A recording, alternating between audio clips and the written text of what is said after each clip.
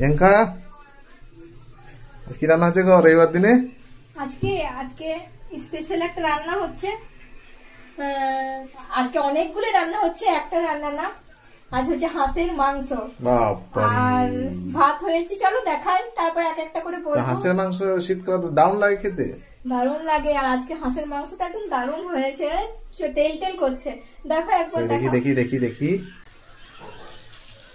বাপরে, তেলে একদম সেই চপচপ করছে। হ্যাঁ, একদম কম তেল দিয়ে রান্না করেছি। তবে দেখো হাঁসের তেল, হাঁসের মাংসে তেল বেরোয়। এটা হাঁসের মাংস থেকে যে তেলটা বেরিয়েছে, এটা কিন্তু আমি তেল দিইনি এতটা। দেখো কত সুন্দর করে কালারটা দেখো, দেখেই যে দেখবে তারই খেতে ইচ্ছে করবে। চাপ হয়েছে।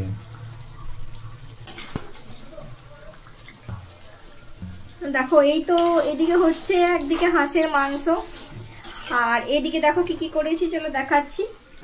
গরম গরম ভাত। তো আমাদের বাড়িতে আজকে পক্ক এসেছে বলে আজকে এত কিছু রান্না। ডাল করেছি, এটা পক্কর জন্য ডাল। আর এটাও লাউ তরকারিটা ওর জন্যেই, কারণ লাউ চুস্তা যেহেতু করেছি, ও খায় না মাছ মাংস আর কোনো কিছুই খায় না। আর এটা লাউ চুস্তা করেছি যেহেতু, চুস্তা একটু রেখে দিয়েছি কষা কষা। এই যে শুধু চুস্তা, এটা শুধু চুস্তা।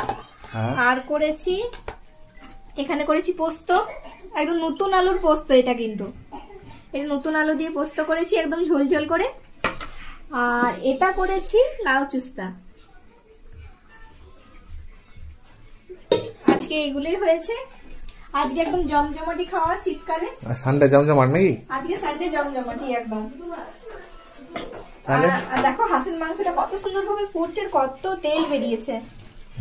দেখো রেসিপিটা যদিও আজকে শেয়ার করতে পারলাম না, অন্য একদিন যখন আবার করবো তখন রেসিপিটা একদিন শেয়ার করবো। কিন্তু আজকে খুব তাড়াতাড়ি রান্না করেছি, তাই রেসিপিটা দিতে পারলাম না, অন্য একদিন দেবো। তো চলো বন্ধুরা, টাটা বাই বাই।